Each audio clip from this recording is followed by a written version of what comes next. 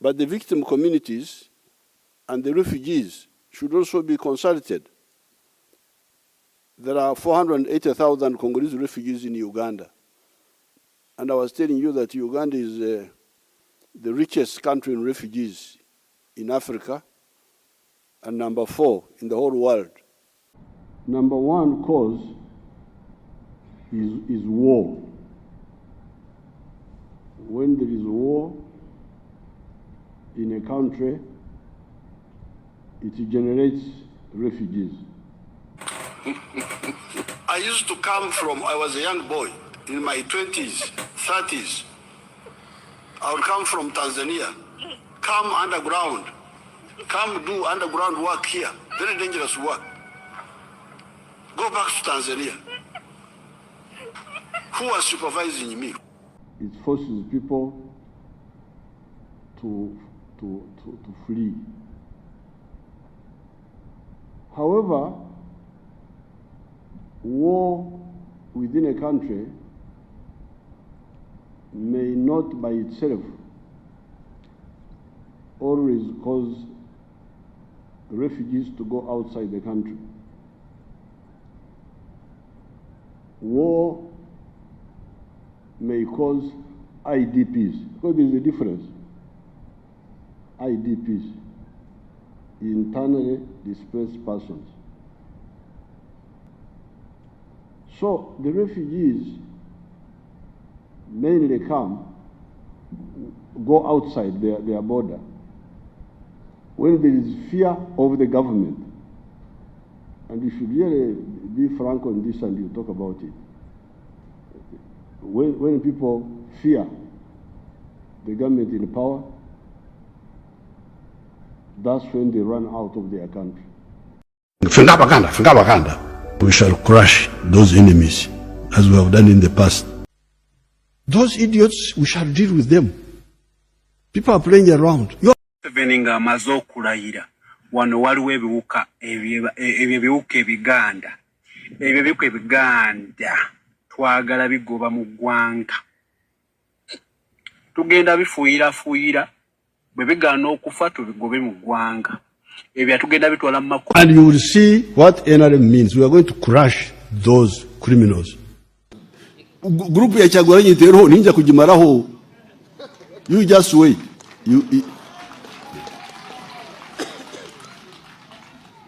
Awukanyonkorera hansi.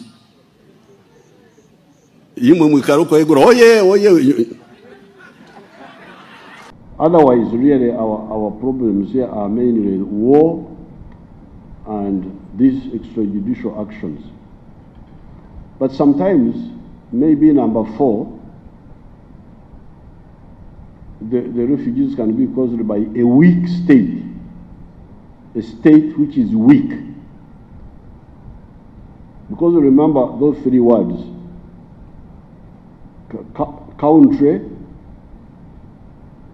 country means the land of where we live. Now, on the issue of handling refugees, once they run away, of course, people quote Uganda, a good example, and so on. Even the people from Europe, they come here and say Uganda is a good example.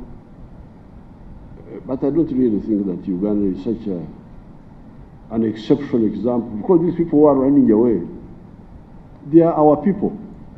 Because you also should remember those colonial borders. They are meaningless, the colonial borders, the ones we have, Uganda, Republic. Ours is simple. Once people run away, as far as I'm concerned, the only issue is logistics. How do we handle them? But M23 is really a political problem which can be solved by discussion. Because I don't see the big problem there now, because these M23, I don't think they're asking for big things, sharing power or what. No. I hear they are talking about, I have asked them to send me their minimum demands. Yes. What are you demanding? to go back to their villages where they ran away from, to be integrated in the army. What is how can this be a problem? So we are encouraging the Tshisekedi, please, these are simple, but you can agree with these people Say, hey, wait a minute. By the way, we know this story.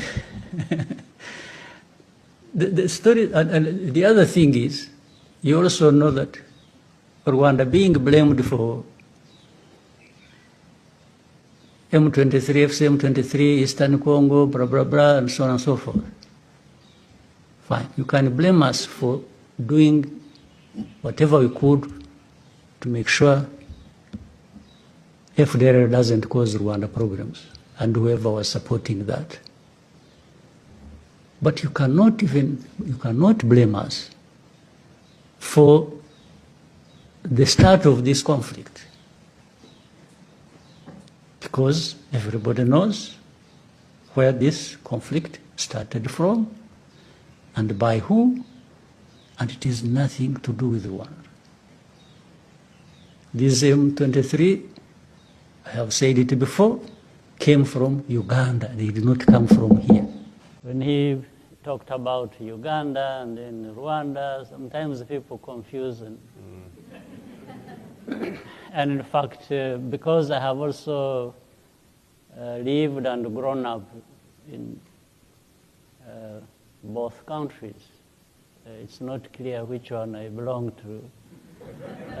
Sometimes they think, some think I'm the president of Uganda, others think I'm the president of Rwanda. So